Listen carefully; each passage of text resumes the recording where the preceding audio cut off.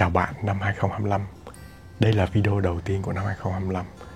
Có bao giờ bạn cảm thấy mình muốn làm một cái điều gì đó thật sự, nhưng mà mình lại luôn bị ngăn cách bởi những cái mối quan hệ ràng buộc trong cuộc sống nè, hay cả những cái kỳ vọng từ xã hội? Bạn có thực sự tự do lựa chọn cái mình muốn nè, hay chỉ đang sống để đáp ứng những gì người khác mong đợi? Có bao giờ bạn dám chọn theo sở thích của mình, đam mê của chính mình mà không sợ bị phán xét? Có rất nhiều cái bao giờ trong cái cuộc sống, và chính những cái bao giờ ấy lại chính là những cái nhà tù thu nhỏ trong tâm trí của bạn. Năm 2025 này thì mình dự định sẽ bắt đầu bằng một cái chuỗi podcast được phát trên các cái nền tảng nghe trực tuyến như là Spotify hay là Apple Podcast. Mình thì tin rằng là cái việc nghe và viết sẽ giúp cho trí óc phát triển tốt hơn thay vì chỉ nhìn vào màn hình. Tuy nhiên là để tiện cho những bạn thích xem nè, thì cái chuỗi podcast này vẫn sẽ có mặt trên YouTube. Đương nhiên là những cái cảnh quay thì sẽ không có đẹp lung linh, nhưng mà chủ yếu là những cái không gian xanh mát từ cái vườn cây của mình nè, hy vọng sẽ giúp thư giãn cho cả cái bộ não lẫn đôi mắt của bạn. Đương nhiên là các video về kiến thức mà mình học về làm vườn rừng nè, chăm sóc nhà cửa nè, sức khỏe nè, cũng sẽ đan xen vào những cái video của chuỗi podcast này, vì mình chưa bao giờ hết đam mê về nó. Chuỗi podcast này thì mình dự định sẽ làm mỗi tháng một số thôi, và tuần nào mình thích cái nào hơn thì mình sẽ làm cái đó. Nó vừa phù hợp với cuộc sống của chính mình và thoải mái làm những cái chủ đề mà mình yêu thích, nó sẽ tốt hơn cho mình. Mỗi năm thì mình sẽ lựa chọn một cái chủ đề riêng để mình khám phá, cùng nhau học hỏi và cùng nhau tìm hiểu. Mình sẽ dựa trên những cái quyển sách mình đã đọc, những cái nghiên cứu về tâm trí và về tâm lý học, và cả những gì mình đã tự trải nghiệm. Mình thì cũng không biết là mình sẽ đi được bao xa trong cái chuỗi podcast này, nhưng mà cuộc sống mà, mình cứ cố gắng và ráng thôi. Mình nghĩ là thay vì ngồi đợi nó hoàn hảo thì mình cứ bắt tay vào làm thôi, và đó mới là điều quan trọng. Và nếu có nhiều bạn đồng hành thì mình sẽ càng có động lực để làm tốt hơn. Năm nay mình sẽ bắt đầu với một chủ đề rất đặc biệt, đó là giải phóng tâm trí. Và chủ đề của ngày hôm nay mình muốn chia sẻ cùng bạn đó là tự do trong tâm trí. Mình muốn mời bạn cùng mình bước vào một cái cuộc hành trình nho nhỏ. Hành trình này thì chắc chắn là không phải để vượt qua những cái ngọn núi cao hay là biển cả bao la, mà là để quay trở lại bên trong chính tâm hồn của bạn. Cuộc sống hiện đại đôi khi nó như là một cơn bão, nó cuốn đi mọi thứ. Chúng ta bị cuốn vào những cái cơn gió của kỳ vọng này, trôi dạt giữa những cái sóng lớn của sự so sánh, và đôi khi mình lại lạc lối trong cái làn sương của sự lo âu và sợ hãi. Nhưng mà mình tin rằng bên trong của mỗi con người đều có một cái khu vườn bí mật, một cái nơi tĩnh lặng, bình yên và tự do. Hôm nay mình mời bạn cùng mình tháo bỏ những cái xiềng xích vô hình mà cuộc sống này đã tạo ra, để một lần nữa nghe thấy tiếng nói chân thành nhất của trái tim mình.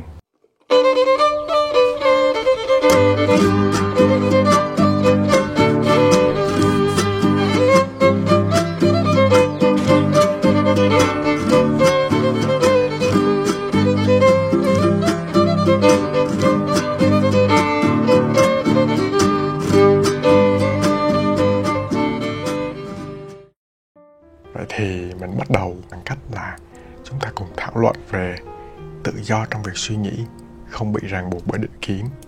Khi mà nói đến tự do trong cái việc suy nghĩ, không bị ràng buộc bởi những cái định kiến thì có thể hiểu rằng là chúng ta muốn thoát khỏi những cái mô hình suy nghĩ cố định, những cái quy tắc hoặc là những cái niềm tin xã hội, gia đình hoặc là kinh nghiệm cá nhân đã vô tình áp đặt lên chúng ta. Thì để mà hiểu sâu hơn những cái điều như thế này thì mình sẽ thử đi qua một vài cái ví dụ điển hình về suy nghĩ mà không bị ràng buộc bởi định kiến, để mọi người có thể dễ hiểu hơn về điều này. Ví dụ như là định kiến về nghề nghiệp nè, thì có nhiều người nghĩ rằng là làm nông là cái công việc thấp kém nè, không có tương lai nè, thì hệ quả có thể là làm cho giới trẻ có thể bị áp lực bởi phải rời bỏ nông thôn và tìm việc ở thành phố, mặc dù là họ thực sự yêu thích cái nghề nông nghiệp thì sao. Thì để mà vượt qua những cái chuyện như thế này thì mình nên nhận ra rằng nông nghiệp hiện đại thì cũng có thể mang lại cả sự sáng tạo và bền vững này. Nhìn vào những cái người thành công trong cái lĩnh vực như này, và tự hỏi là mình có thực sự yêu thích điều gì và làm sao biến nó trở thành một cái sự nghiệp ý nghĩa. Thêm một cái ví dụ định kiến về thất bại nữa này. thất bại nghĩa là tôi không có đủ giỏi, thì hệ quả là làm cho mình sợ thử mọi thứ, từ bỏ những cái ý tưởng mới vì lo sợ bị phán xét.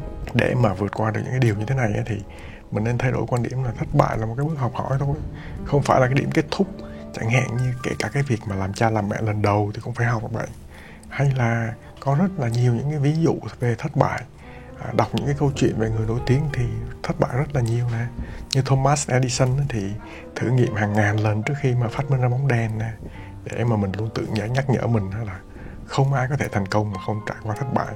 Rồi thậm chí như là Google chẳng hạn, Google thì có riêng một cái website là Q by Google để nói là có hàng trăm cái ứng dụng mà Google đã phát triển và đã khai tử nó, để thấy rằng đó là cái số lượng ứng dụng mà của một cái hãng phần mềm hàng đầu thế giới mà còn phải bỏ đi là chứ không chi là chúng ta. Một ví dụ tiếp theo nữa là mình có thể lấy đó là định kiến về cái ngoại hình. Người ta thì sẽ chỉ tôn trọng mình nếu như mà mình có cái ngoại hình đẹp. Thì nếu như mình trong đầu mình mà mình có định kiến như vậy thì mình không dám xuất hiện trước đám đông nữa nè, và mình mất đi cái khả năng tự tin vào chính bản thân mình. Để mà có thể vượt qua được điều này thì mình nên hiểu rằng là giá trị của một con người thì không đến từ ngoại hình, mà là từ cái cách họ tạo ra giá trị cho xã hội. Ngoài ra thì mình thực hành, mình tự yêu thương bản thân mình, tập trung vào phát triển những cái kỹ năng và tri thức, nhìn vào những người thành công nhờ tài năng và sự cống hiến thay vì là chỉ dựa vào ngoại hình. Rồi thêm một cái ví dụ nữa về định kiến về sáng tạo nè. Tôi thì không phải là người sáng tạo và tự gán nhãn cho mình là không thể làm một cái việc gì mới, thì từ đó là có thể là sẽ từ chối thử làm video YouTube, viết lách hay là tạo ra những cái sản phẩm độc đáo nè. Để vượt qua những cái chuyện như vậy thì mình nghĩ rằng mình nên thử những cái việc nhỏ để khám phá cái khả năng sáng tạo của chính bản thân mình nè. Chẳng hạn như là mình tự làm đồ handmade nè, mình tự làm những cái đồ mà mình thích nè. Vì mình hiểu rằng là sáng tạo không phải là bẩm sinh, mà nó là một cái quá trình kỹ năng rèn luyện qua thời gian. Khi mà chúng ta làm một cái gì đó đủ 10.000 lần thì sẽ trở thành một cái người chuyên nghiệp trong cái lĩnh vực đó. Rồi còn thêm định kiến về tuổi tác nữa nè. Tuổi trẻ thì phải làm việc không ngừng nghỉ, còn lớn tuổi thì không thể học cái mới. Đó cũng là những cái định kiến về tuổi tác. Chẳng hạn như là người trẻ thì luôn cảm thấy áp lực phải thành công sớm nè, và có thể dẫn đến kiệt sức. Rồi người lớn tuổi thì lại tự giới hạn mình lại, từ chối học các cái kỹ năng mới như là công nghệ hoặc là ngôn ngữ nè. Để mà mình vượt qua những cái như vậy thì mình phải thay đổi tư duy. Học tập là một cái hành trình trọn đời. Nhìn vào những cái tấm gương, ví dụ như là ông Phao Cha Sinh nè. Ông là một ông cụ chạy bộ ở một cái tuổi rất là cao, là 100 tuổi, ở một cái cuộc thi marathon ở Toronto vào ngày 16 tháng 10 năm 2011. Và ông là người chạy marathon gốc Ấn, giữ kỷ lục thế giới ở một cái nhóm tuổi rất là cao nè. Hay là những người học lập trình ở cái độ tuổi 50-60 nè, và luôn phải tự nhắc nhở mình là không bao giờ là quá muộn để bắt đầu cái điều mà mình yêu thích. Rồi còn định kiến về giới tính nữa chứ. Định kiến về nghề này, nghề A thì chỉ dành cho đàn ông, và nghề B chỉ dành cho phụ nữ, làm cho cái hệ quả là phụ nữ tránh các cái ngành kỹ thuật hoặc là lãnh đạo vì là sợ không phù hợp. Còn đàn ông thì lại ngại các nghề như làm giáo viên mầm non, rồi đầu bếp gia đình vì sợ bị đánh giá.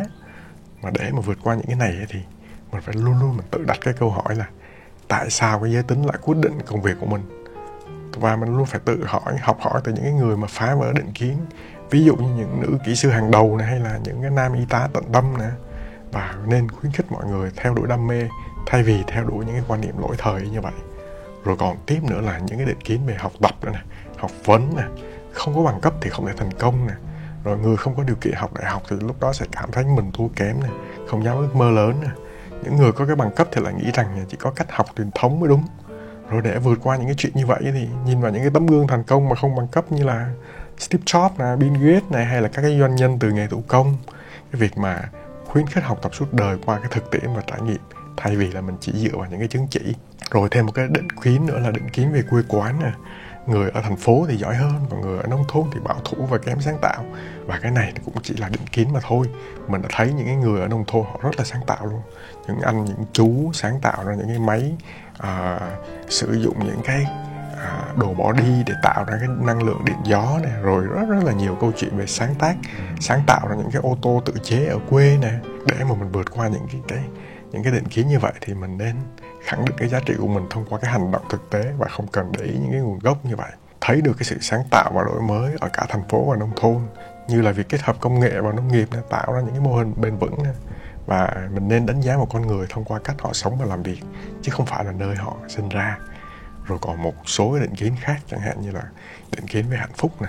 Có nhiều người thì nghĩ rằng là chỉ có nhiều tiền và sự nghiệp lớn thì mới hạnh phúc được, dẫn đến cái hệ quả là một số người lao đầu vào công việc, đánh mất cái thời gian cho gia đình và bản thân. Ngoài ra thì có nhiều người khác cảm thấy là mình không đủ tốt nếu không đạt được những cái mức sống cao nè.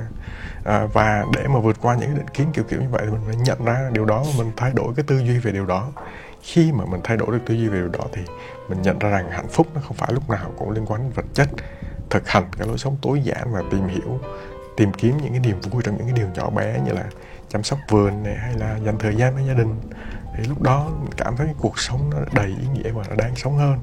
Và để mà thảo luận về cái chủ đề này thì mình nên hiểu rằng là khi nói đến tự do trong việc suy nghĩ không ràng buộc bởi định kiến thì có thể hiểu rằng là chúng ta muốn thoát khỏi những cái mô hình suy nghĩ định kiến, những cái quy tắc hoặc là những cái niềm tin mà xã hội, gia đình hoặc là kinh nghiệm cá nhân của một ai đó nó đã vô tình áp đặt lên chúng ta.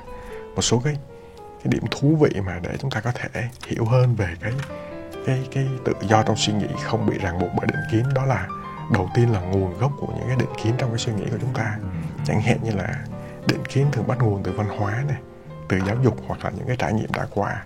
Mình ví dụ này, nếu mà lớn lên trong một môi trường mà luôn nhấn mạnh thất bại là điều đáng xấu hổ thì chúng ta có thể tránh thử thách chỉ để bảo vệ bản thân khỏi cái sự phán xét của người khác thôi. Rồi một cái điểm thú vị tiếp theo đó là hệ quả của cái việc suy nghĩ bị ràng buộc này. Định kiến thì có thể nó sẽ giới hạn cái khả năng sáng tạo, ra quyết định hoặc là nhìn nhận cái sự việc từ nhiều góc độ khác nhau. Nó còn khiến ta dễ dàng phán xét người khác hoặc là phán xét chính bản thân mình nữa này, và tạo ra cái cảm giác tiêu cực không cần thiết. Vậy thì làm sao để mà mình giải phóng tâm trí khỏi định kiến? Mình luôn thử đặt câu hỏi và tự hỏi mình rằng là niềm tin này thì nó đến từ đâu? Nó có thực sự đúng hay không? Mà mình luôn phải thực hành cái tư duy mở. Mình luôn lắng nghe bản thân mình và học hỏi từ những cái quan điểm khác biệt. Không cần là phải đồng ý với quan điểm của mình. Mình quan sát và mình tập buông bỏ, và luôn nhận ra rằng là khi nào mình đang phán xét, và nhẹ nhàng buông bỏ những cái suy nghĩ đó đi. Và một cái điểm thú vị nữa trong cái suy nghĩ mà bị ràng buộc bởi định kiến của chúng ta, đó là vai trò của sự tự do sáng tạo và phát triển cá nhân. Thì một tâm trí tự do thì giúp chúng ta nhìn thấy cái cơ hội nhiều hơn thay vì là rào cản, và mình có dũng khí để mình thử thách những cái điều mới. Đó là cái phần mà mình nghĩ rằng để mà tự do trong cái việc suy nghĩ thì chúng ta nên loại bỏ những cái rào cản bị ràng buộc bởi định kiến, giúp cho chúng ta tự do trong tâm trí của mình. Wow, bỏ cây.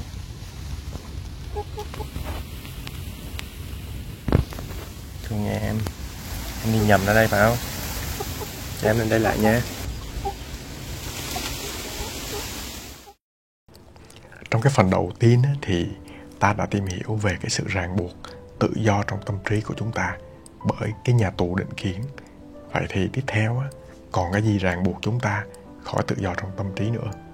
Phần thứ hai này chúng ta sẽ tìm hiểu về tự do thoát khỏi những cái cảm xúc tiêu cực như là lo âu và sợ hãi. Mình thì nghĩ rằng cái sự tự do khỏi cảm xúc tiêu cực như là lo âu, sợ hãi không có nghĩa là hoàn toàn loại bỏ những cái cảm xúc này, mà là học cách sống cùng chúng một cách lành mạnh và không để chúng kiểm soát cuộc sống của chính mình. Và bây giờ mình sẽ bắt đầu tìm hiểu về điều này. Đầu tiên là chúng ta nên hiểu rằng lo âu và sợ hãi là những cái phản ứng cực kỳ tự nhiên của cơ thể chúng ta, giúp chúng ta đối mặt với những nguy hiểm và đưa ra những cái quyết định bảo vệ bản thân. Tuy nhiên thì khi mà chúng trở thành mối lo ngại kéo dài, không liên quan đến thực tế, thì lúc đó nó sẽ trở thành gánh nặng thay vì là một cái công cụ hữu ích. Tiếp theo là chúng ta nên hiểu rằng tự do thì không phải là sự vắng mặt hoàn toàn của cảm xúc tiêu cực. Cảm xúc tiêu cực là một phần không thể thiếu của con người. Thay vì là chống lại chúng thì chúng ta cần phải học cách nhận diện chúng và chấp nhận, cũng như là chúng ta sẽ quản lý chúng như thế nào. Sự tự do thực sự là khi mà bạn có thể nhìn nhận cảm xúc tiêu cực mà không bị chúng áp đảo. Giống như là kiểu như là mình quan sát một đám mây bay qua bầu trời trong tâm trí mình vậy. Và những cái yếu tố cản trở cái sự tự do trong tâm trí đó là suy nghĩ quá nhiều. Chúng ta thường là rất là hay lo lắng về những cái điều mà chưa xảy ra. Điều này thì khiến tâm trí luôn bị mắc kẹt trong các vòng xoáy tiêu cực, như là áp lực xã hội nè, nỗi sợ bị đánh giá, thất bại nè, hoặc là không đáp ứng được kỳ vọng của người khác thì có thể dẫn đến lo âu kéo dài nè, và thiếu kết nối với hiện tại. Khi quá bận tâm về quá khứ hoặc là tương lai, chúng ta sẽ bỏ lỡ cơ hội sống trọn vẹn trong giây phút hiện tại. Một điều tiếp theo nữa là cách đạt được sự tự do khỏi sự âu lo và sợ hãi. Mình cần hiểu rõ cái nguồn gốc và tự hỏi là tại sao mình lại lo lắng sợ hãi. Điều này thực sự có căn cứ hay không? Và thực hành chánh niệm, chú ý vào hiện tại, tập trung vào những điều mà mình có thể kiểm soát được thay vì những gì không thể.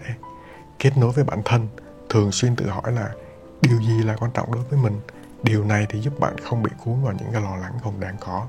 Và nếu mà có thể thì mình nên tìm kiếm sự hỗ trợ. Chẳng hạn như là mình chia sẻ với bạn bè này, gia đình này, và những người thân mà những người đáng tin này. Và nếu có thể thì nên tìm đến những cái chuyên gia tâm lý nếu cần. Tiếp theo nữa là sự tự do là một cái hành trình, nó không phải là một cái đích đến cụ thể nào cả. Sự tự do khỏi những cái cảm xúc tiêu cực chứ không phải là một cái trạng thái cố định. Có những ngày thì bạn sẽ cảm thấy rất là ổn, nhưng mà cũng sẽ có những cái ngày cảm xúc tiêu cực sẽ quay trở lại. Quan trọng là cái cách mà mình đối mặt với chúng như thế nào. Mình nhìn thấy chúng mà mình chào nó, mình vui vẻ với nó thôi. Và mình tin rằng cái cảm giác tự do trong tâm trí đến từ việc sống có ý thức, chấp nhận bản thân và không phán xét cảm xúc của mình.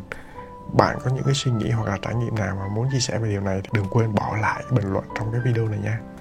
Một số cái ví dụ cụ thể về cái việc là vì cái sự lo âu và sợ hãi trong tâm trí nó sẽ là rào cản của cái sự tự do của chúng ta. Chẳng hạn như là chúng ta lo âu về tương lai nè.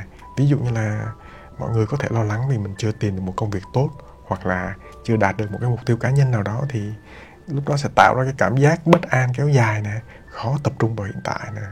Thì lúc đó mình nên, theo mình thì nên chia nhỏ cái mục tiêu lớn thành các cái bước nhỏ hơn và mình dễ làm hơn nè, dễ kiểm soát hơn nè, và nhắc nhở bản thân rằng là tương lai là kết quả của những gì mình làm hôm nay thôi.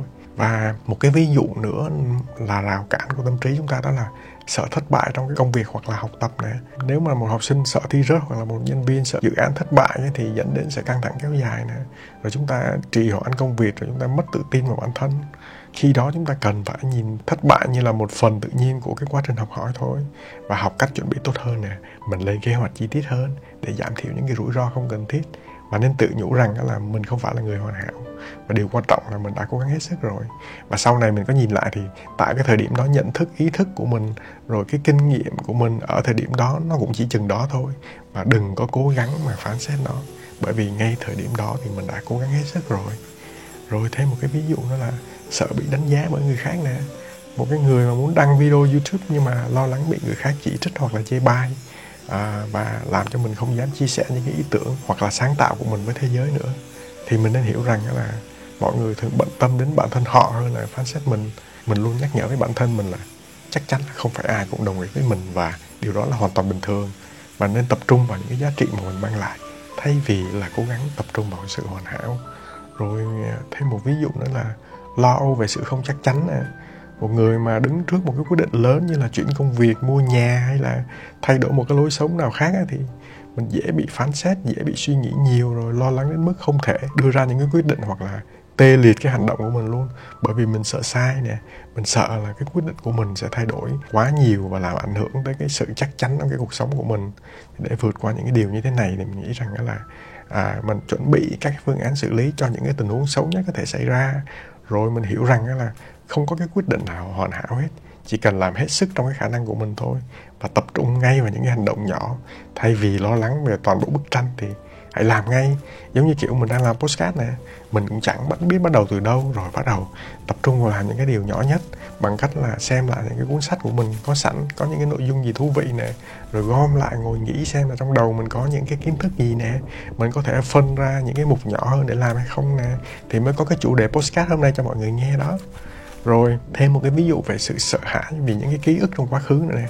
Một cái người mà từng trải qua thất bại hay là mất mát hoặc là những cái tổn thương thì sẽ luôn luôn sợ rằng là nó sẽ lặp lại, và có thể hệ quả nó sẽ dẫn đến cái việc là mình sẽ dễ né tránh những cái mối quan hệ, cơ hội, hay là mình thay đổi bản thân mình. Thì mình nên hiểu rằng là quá khứ thì không định nghĩa mình, và hiện tại là cơ hội để mình làm khác đi nè. Mình trò chuyện nhiều hơn với bạn bè, người thân để mình giải tỏa cảm xúc của mình. Mình nên học cách thứ tha cho chính mình và người khác để mình có thể bước tiếp vững vàng hơn. Một cái ví dụ nữa là mình sợ không kiểm soát được mọi thứ. Chẳng hạn như là mình muốn kiểm soát mọi khía cạnh của cuộc sống, rồi từ công việc đến người thân, các mối quan hệ, rồi cố gắng thay đổi người khác. Nó sẽ tạo ra một cái áp lực, và cái đó là cái việc mà mình tự tạo ra cái áp lực, khiến cho mình kiệt sức, và chính những cái người mà mình kiểm soát họ cũng kiệt sức, thất vọng khi mà mọi thứ nó không giống như ý mình. Chẳng hạn như những cái tình huống OCD nè, hay là mình cố gắng mình bắt người khác sống phải giống ý mình, thì nó cũng mệt, rồi làm cho cả mình lẫn cái người đó thất vọng, kiệt sức. Để mà mình vượt qua những cái điều như thế này thì mình nên hiểu rằng là không phải mọi thứ đều nằm trong cái tầm kiểm soát của mình. Tập trung vào những gì thì mình có thể thay đổi, và chấp nhận những gì mình không thể. Và luôn luôn mình phải nhắc bản thân mình là cuộc sống không bao giờ hoàn hảo cả, nhưng mà đó mới là điều thú vị của cuộc sống. Cho nên là dần dần mình thấy mọi thứ nó an nhiên lắm, nó đến với mình một cách tự nhiên.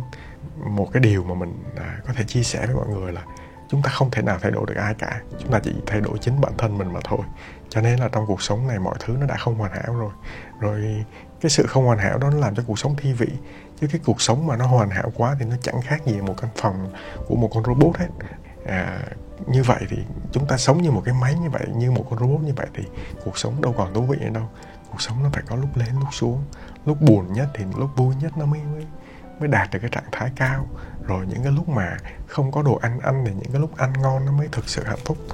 Rồi thêm một cái ví dụ nữa về sự lo lắng về mình không có đủ tốt nè. Chẳng hạn như là một người cảm thấy mình không có đủ thông minh, tài năng hoặc là hấp dẫn như người khác thì sẽ sợ ngại thử thách và tự hạn chế cái khả năng của mình lại. Nhưng mà con người ai cũng có những cái trí thông minh riêng hết, có hàng hà sa số cái trí thông minh trong bộ não của chúng ta. Chúng ta đừng nghĩ là phải là trí thông minh logic, toán lý hóa thì mới ok. Bởi vì có nhiều người trí thông minh cảm xúc cực kỳ tốt. Chẳng hạn như là chúng ta có thể là không thông minh về toán học thì chúng ta lại có những cái trí thông minh mà tạo hóa để cho chúng ta. Chẳng hạn như chúng ta hiểu hơn về người khác nè, chúng ta cảm nhận được cảm xúc của người khác tốt hơn nè, chúng ta cảm nhận được không gian xung quanh tốt hơn nè, chúng ta lắng nghe tốt hơn nè, rồi rất là nhiều cái thứ trí thông minh khác nữa. Chẳng hạn như là chúng ta làm handmade hay hơn nè, chúng ta chỉnh chu hơn trong nấu ăn nè, rồi rất là nhiều thứ khác nữa. Thì đó là những cái ví dụ mà mình muốn chia sẻ trong cái phần tiếp theo này. Đó là để mà tự do trong tâm trí thì chúng ta phải thoát khỏi những cái cảm xúc tiêu cực như là lo âu và sợ hãi. Và chúng ta nên nhớ rằng là lo âu và sợ hãi thì nó là một cái bản năng tự nhiên của chúng ta nhé. Chúng ta đừng có chối bỏ nó. Chúng ta có xem nó là một phần của bản thân chúng ta thôi. Có gì đâu mà ngại, có gì đâu mà sợ, đúng không nào? Để cắn nó rồi.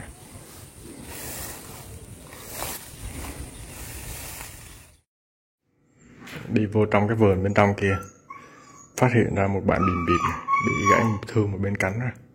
Mà bạn này bị thương rồi, gãy mất cánh rồi, bị hoại tử luôn rồi. Hoại tử bên này lắm nè. Là nhìn cái mặt nó đang nhát lắm nè, nhưng mà yếu lắm rồi. Hồi nãy mình lỡ chụp xuống trúng đuôi á, nó rớt hết cả lông đuôi ra. Bị con gì vồ mất một bên cánh lắm rồi, y như bạn cò bữa luôn. Biết phải làm sao đây. Lại thêm một bạn chim nữa rồi. Bìm bìm này thì trong vườn mình nhiều lắm luôn. Sao nó cứ gặp mình hoài vậy ta? Bạn ý hôm sáng nay ra gặp bạn ý ở ngoài vườn, vẫn còn sống, may mắn quá. Cả tuần rồi vẫn còn sống là ok. Cái cánh này bị gãy hết, cánh mất một cánh nè, mất thẳng một cánh mới ghê. Thấy không? Hên vẫn còn sống. Hên là mấy người đây không cho cờ hó ra, không thôi xong hàng với cờ hó rồi. Nhưng mà cái này là giờ nuôi thành nuôi gà đấy, bạn biết sao? Không biết bay. Cái điều cuối cùng trong cái video ngày hôm nay mà mình muốn chia sẻ là làm thế nào để giải phóng tâm trí khỏi những cái áp lực của xã hội hiện đại. Thì trong phần đầu tiên chúng ta đã thảo luận tự do trong tâm trí thì chúng ta phải thoát khỏi định kiến. Phần tiếp theo là chúng ta thoát khỏi những cái lo âu, sợ hãi trong chính bản thân chúng ta. Và cái phần thứ ba trong cái thảo luận này là chúng ta làm sao giải phóng tâm trí chúng ta khỏi những cái áp lực của xã hội hiện đại. Mình nghĩ rằng là giải phóng tâm trí khỏi áp lực của cái xã hội hiện đại là điều mà nhiều người đang tìm kiếm, bởi cái nhịp sống nhanh và những cái kỳ vọng xã hội ngày càng lớn có thể khiến chúng ta kiệt sức cả về thể chất lẫn tinh thần. Mình sẽ chia sẻ một số cái ý tưởng và cái cách tiếp cận thực tế hơn về cái điều này. Đầu tiên là mình nên nhận thức rõ áp lực từ đâu mà đến. Áp lực xã hội thì thường đến từ việc so sánh với bạn bè, đồng nghiệp hoặc là những gì trên mạng xã hội, rồi từ cái kỳ vọng trong gia đình, rồi công việc và bản thân về cái việc là mình phải đạt được những cái thành tựu to lớn này. Rồi công nghệ thì liên tục nhận thông tin, tin tức, sự gián đoạn từ điện thoại, email nè, thì lúc đó làm cho chúng ta tạo ra cái áp lực vô hình trong chính bộ não của chúng ta. Chúng ta cảm thấy mệt mỏi, rồi chúng ta cảm thấy overthinking. Bước đầu tiên mà để giải phóng thì chúng ta nên nhận ra là chúng ta đang bị áp lực từ đâu và nó có thực sự cần thiết hay không. Rồi tiếp theo nữa là sống chậm lại và giảm sự phụ thuộc vào mạng xã hội. Mình thì đã ngừng xài Facebook một thời gian rất là dài rồi, nhưng mà lâu lâu vẫn tò mò nhảy vô trong Facebook để xem là bạn mình nó đăng cái gì trên đấy. Nhưng mà mình xem ở một cái góc nhìn là mình xem bởi vì mình tò mò thôi, và mình gần như là không vào Facebook một thời gian rất là dài. Một vài tuần thì mình lâu lâu mình ngứa tay, rảnh quá thì mình vẫn vào, nhưng mà gần như là không vào. Vậy tại sao mình lại cần làm điều này? Bởi vì là mạng xã hội thường khiến chúng ta cảm thấy thiếu khi mà chúng ta luôn so sánh cuộc sống của mình với người khác. Và khi mà sử dụng mạng xã hội thì mình nên đặt thời gian cụ thể để sử dụng mạng xã hội, thay vì là chúng ta cứ kiểm tra liên tục, lúc nào cũng thấy thông báo, mà đa phần những cái thông báo này toàn là những cái thông báo không cần thiết. Theo dõi những cái nội dung tích cực, hữu ích và bỏ qua những cái thứ mà khiến bạn cảm thấy tồi tệ. Và chúng ta nên tạo cái thói quen sống chậm, như là mình giả bộ hôm nay mình rảnh mình ngồi mình viết nhật ký đi nè, hay là mình đi bộ trong vườn mình xem, rồi mình thử học về thiền xem sao. Rồi cái tiếp theo nữa là chúng ta nên ưu tiên cái điều gì thực sự quan trọng. Cái vấn đề là chúng ta rất là dễ bị cuốn vào việc là chạy theo thành công mà quên mất cái giá trị cốt lõi. Và cái giải pháp cho duy nhất cho điều này là tự hỏi là điều gì làm cho mình hạnh phúc thực sự. Và mình nên tập trung vào những cái giá trị quan trọng như là sức khỏe, gia đình, đam mê, thay vì là chạy theo những cái danh vọng hay là tiền bạc ở trên mạng. Rồi thực hành cái lối sống tối giản này nè. Chúng ta luôn luôn cảm thấy rằng là cái xã hội hiện đại khuyến khích cái sự tiêu dùng quá mức, khiến chúng ta cảm thấy áp lực phải có nhiều hơn nè. Rồi cuối cùng chết một cái rồi cũng đốt hết chứ làm cái gì. Rồi để làm được những cái điều này thì chúng ta nên loại bỏ những cái thứ không cần thiết, như là vật chất, mối quan hệ độc hại nè, công việc nó không có ý nghĩa nè, mà mình ưu tiên chất lượng hơn là số lượng. Ít hơn nhưng mà tốt hơn. Học cái cách cảm thấy đủ với những gì mình đang có, thay vì là cứ vào mạng xã hội mình thấy bạn có cái iPhone 16 rồi, iPhone 16 Pro Max, rồi mình đi mình FOMO với nó, rồi mình đi mình tị nạnh với nó, rồi mình lại tìm cách mình mượn tiền, rồi mình cố gắng mình mua trả góp, rồi cuối cùng mình lại tạo ra cái cục nợ. Cuối cùng để làm cái gì đâu, đúng không? Rồi tiếp theo nữa mình nên kết nối với thiên nhiên nè.